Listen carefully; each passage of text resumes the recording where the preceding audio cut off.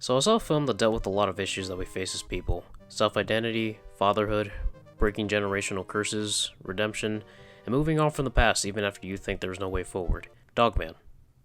Yep, that one. The one based on children's books. I'm gonna be honest, I had two reasons on why I thought this movie wasn't gonna do too well. Number one, it's a January release. If you know anything about movies, January is considered to be the worst time for a movie to be released, as it's fresh from the holidays, everyone's depressed, everyone's broke, it's fucking cold, and we're slowly being reminded of the inevitable beast known as the IRS.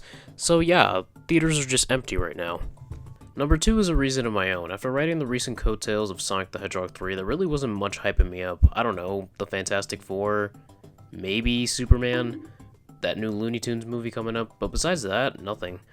I honestly was gonna skip this one, especially after DreamWorks' last movie, The Wild Robot, was really good, one of my top favorite movies of 2024. But then I saw the articles and news headlines, and I saw how it made over $30 million in its release weekend, and I told myself, now I have to see it. I don't want another Transformers 1 happening, and if you haven't seen it, please do, it's really good.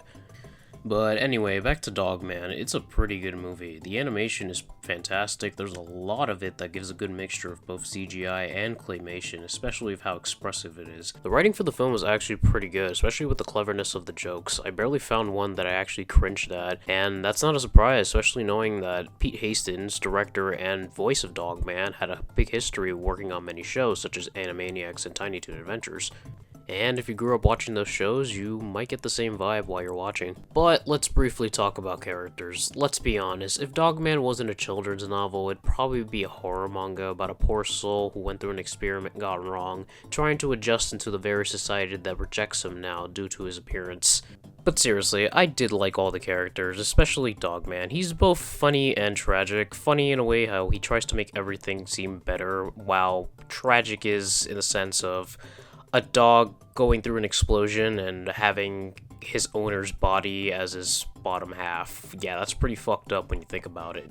His boss, the chief, trying to get as much heroic attention as Dogman despite doing nothing, while the reporter lady is trying to get as many stories as she can. Basically what I'm doing right now. But I feel like the one who really drives the show is Petey the Cat, played by conveniently named and Kanye West's former arch nemesis, Pete Davidson, who starts off as a miserable, cynical asshole, but basically is the antithesis of Dogman, as he too went through a tragedy and turned to evil. His clone son, Little Petey, is basically a catalyst character that brings the whole film together, giving both Dogman and Petey something to look forward to after losing so much. But if you haven't noticed by now, I'm not going to get into spoilers. So, should you watch Dogman? Well, if you have kids, I highly recommend it. They'll definitely get a good time out of this, especially if they're probably familiar with the books.